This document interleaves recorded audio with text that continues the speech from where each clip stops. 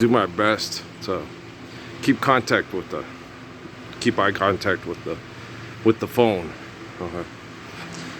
And I just looked down because I was thinking, sorry, I'm not gonna be able to, because I just it's not how I talk. Okay. I make eye contact when I'm making a point that is very meaningful. You know, like say if I was talking to Kamala Harris, okay, or Michelle Obama, or Hillary Clinton, or Jennifer Lopez, or Beyonce, or Taylor Swift, or Lady Gaga, okay, I would look you in the eyes and say, this is very important, you need to listen to me. Okay. Lives of children depend on you listening to me. People getting their time back from hell depends on if you understand me, or if you understand what I'm saying. I was engaged to a girl named Yolanda Dees Gilliard.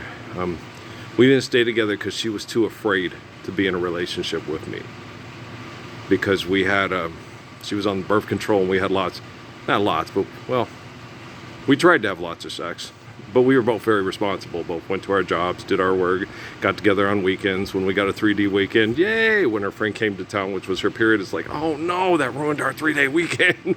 And she was just as upset as me. So I'd go over to her place and massage her feet, buy her chocolates, and rent movies, and buy food for her and her sisters. And we'd sit and all watch movies and joke around. Which those weekends, no, they weren't as fun as when, you know, her friend wasn't in town. No, it was more fun having sex at my place. I ain't gonna lie to you. No, it was more fun having all the neighborhood boys throwing frisbees in the backyard, sitting behind my bedroom window. Yeah, it happened.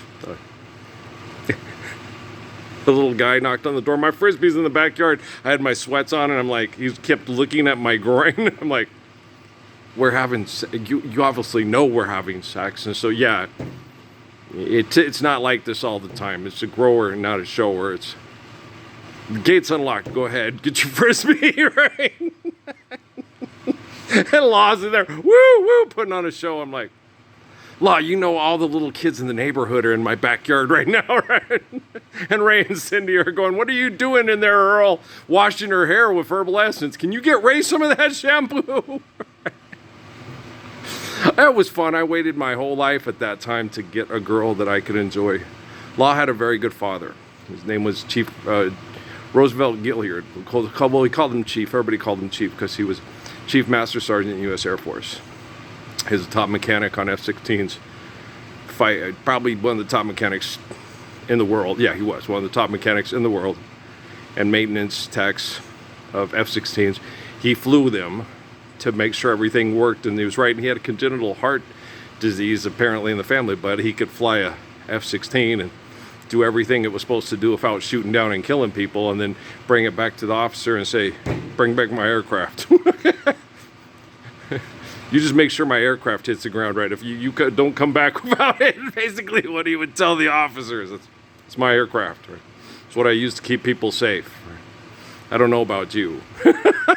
Not that's typical Chief. If the guy was an asshole, he would say that to him.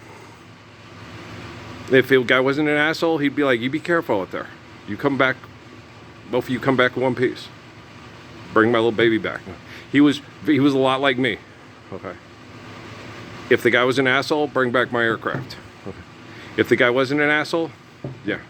So you know where people wanted to salute from Parsons on the front line? Well, Chief Roosevelt Gilliard was a lot like that too. He was a Chief Maintenance Tech Master Sergeant, okay? And you wanted come back safe. You didn't want bring back my aircraft. If he said to you bring back my aircraft, this means he didn't think shit or lick of you, and you weren't worth shit to him, okay? If you wanted him to say come back safe. I mean, he didn't say come back safe. He didn't think very much of you. Oh, people knew it. And you wanted to earn come back safe. Because if you weren't worth a shit, you know, he didn't want you borrowing his aircraft. Okay, do you understand? Chief was a good man. He's raised by a good woman.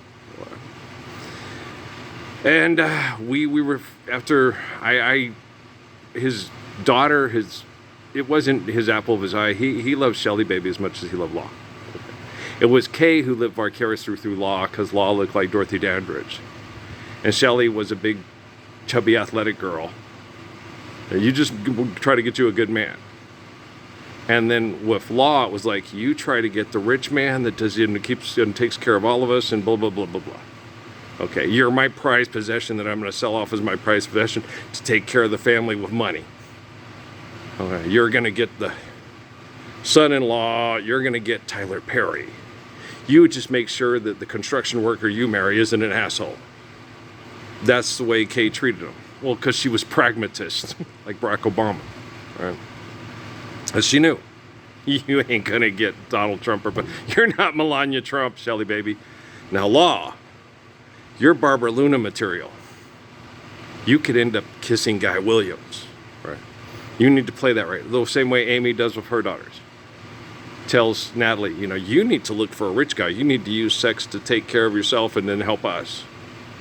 The other two, just make sure the construction worker you marry isn't a jerk. Or we'll have to get Natalie's husband to hire a hitman to kill your husband and make it look like an accident. Take out an insurance policy on him. Yeah. Welcome to Fort Huachuca. Patrick was helping me because I watched the stuff with Lady Gaga. These people getting drunk and all that stuff. And you got migraines and you need to Relvi. And then Patrick tried to explain to me, about Stockholm Syndrome. The spirit of Bathsheba was his auntie Yolanda, and he knows that. Okay. The spirit of Sheba, the strong woman who doesn't take any shit, the woman king, that's his mom.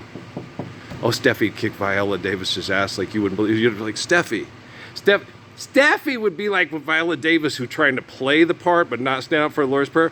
Viola Davis would look like a jigsaw puzzle with a couple of pieces gone. And they say, you don't tug on Superman's cape, you don't spit into the wind, you don't pull the mask off the old Lone Ranger, and you don't mess around with Steffi. No, don't mess with Rivka Shumway.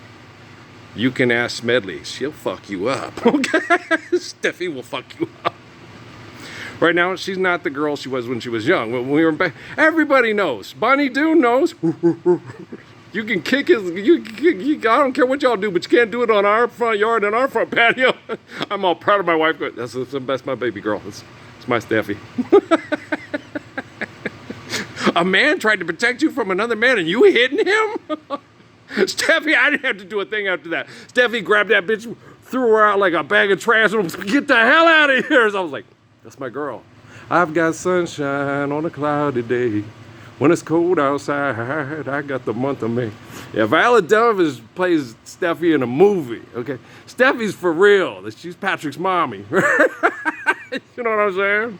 So I was in there telling Dad, I said, Dad, I thought my wife was delusional. When I was in the service, she used to tell me, all the women want you, and all the men are trying to kill you. They're trying to send you off to the Middle East to get killed. All the women desire you and want you. You're the perfect man. Every woman wants you or wants their husband to be like you. And all the men that are bitches want to try to kill you.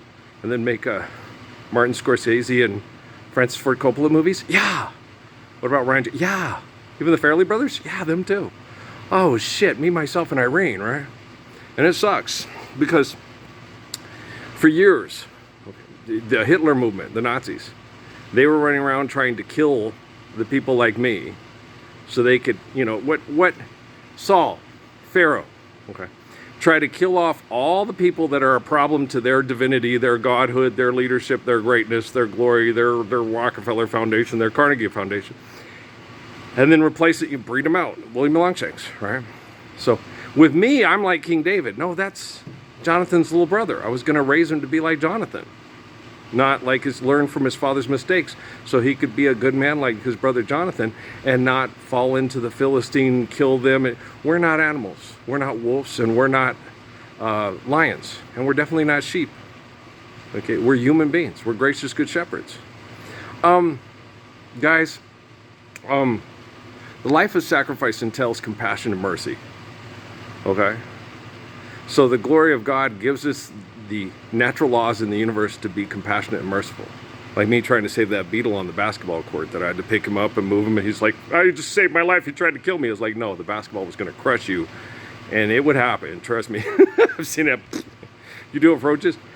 Beetles are less of a problem than roaches. Beetles don't get into your house that much and come in and shit in your, I've got roach shit all over this place. I don't have beetle shit everywhere. Beetles come in every once in a while and then try to go out. It's nature. They're trying to survive. Love, love me do. So let's load this one up.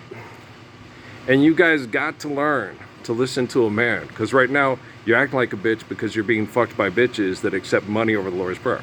Now, if you want to be loved by a man and reflect the love of an eternal perfect man, you're going to have to step up with me. I'm not worried. They gave me the power of attorney over their lives. Dear Lord Jesus Christ, and who's the molecular similitude of Lord Jesus Christ? Earl from the book of Revelation. So I'm not concerned. I don't fear physically dying or being murdered by these assholes. Life's eternal, grace is infinite. I have faith in God. I'm a faithful person. You can't have faith in me, but you can believe in me. Because I have faith in God. If you have faith in God, you can believe in me, and then you can believe in you too. But if not, well, you still suck. But I still love you. But you're going to have to try to reflect me, because you know how much I love you. All right? All right, peace out.